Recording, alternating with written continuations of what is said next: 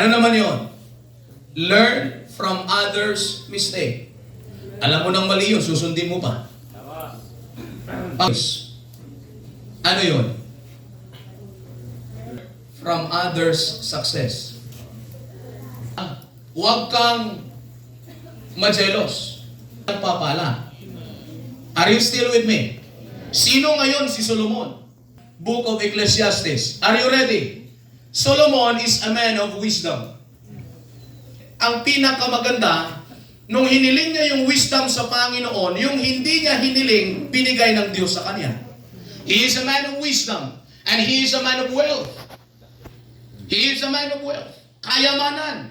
Nandun yung kayamanan na hindi niya hiniling sa Panginoon, sapagkat hiniling niya yung wisdom sa Panginoon, ibinigay ng Panginoon yung kayamanan sa kanya. Ngunit nagkaroon ng downfall. This man of wisdom, this man of wealth, became the man of wine. Naging lasenggo. Can you imagine? Kung titingnan ho ninyo, yung Proverbs chapter number 30, malak. Are you still with me? Upon the wine when it is red, when it gives color unto the cup. So bakit? Kapag ka tiningnan mo yon at naakit ka, ininom mo na, sabi ng Bible, makakakita ka ng napakagandang babae. Magiging gwapo. Wealth. Man of wine. Amen. Biruin mo yun. 7,300 wives. 700 concubines. Naging man of wealth, naging man of wine, pero naging man of women. Naliligaw. Binibilang yung nililigawan. Mga babae, na young people, makinig. Ang sabi ng Biblia, mark the perfect man, for the end of that man is peace.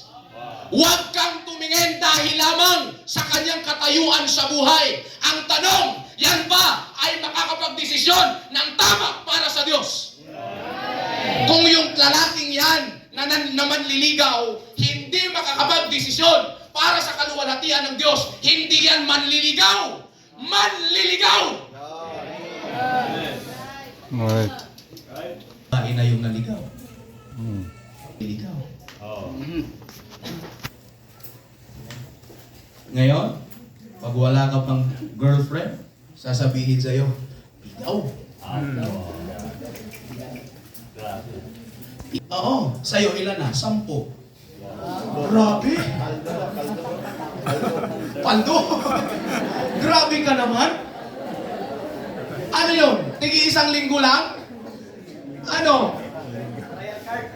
Ay, pampihira!